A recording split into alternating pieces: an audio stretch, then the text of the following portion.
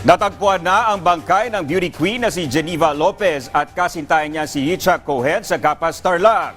Alamin natin ang detalye mula kay Benji Dorango. Live, Benji.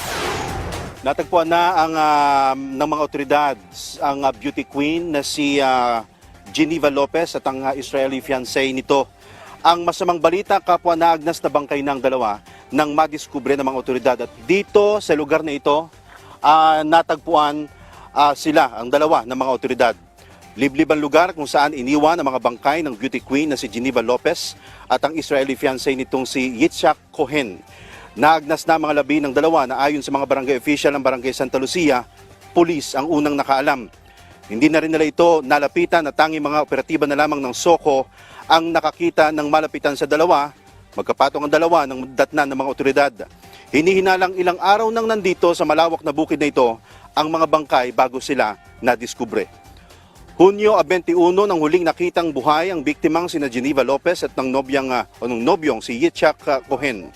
Ayon sa mga kaanak, mula Angeles City, Pampanga, nagtungo ang dalawa sa Capas, Tarlac para bumili ng property pero kapwa hindi na nakauwi.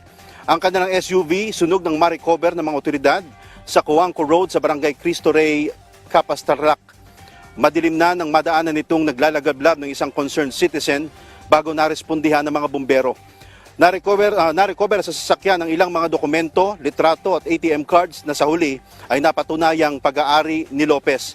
Buhat noon, agad nagbuo ng Committee on Missing Persons ang Tarlac Provincial Police Office. Layon sana nitong mapabilis ang paghahanap sa dalawa na siyang nagresulta sa pagkaka-recover sa kanilang mga bangkay. Sa isang Facebook post, kinumpirma ni Provincial Governor Dennis Pineda na mga bangkay nga ito nina Lopez at Cohen ang na-recover ng mga otoridad. Kinilala mga biktima dahil sa kanilang mga suot na damit at ng kanilang mga gamit. Samantala, 7 persons of interest ang iniimbestigahan ngayon ng mga otoridad, kabilang ng isang retiradong pulis na umano'y huling nakakita sa mga biktima na nagsilbing middleman sa sinisilip nilang lupa dito sa lugar na ito. Balik sa inyo dyan sa studio. Alright, maraming salamat, Benji Dorango.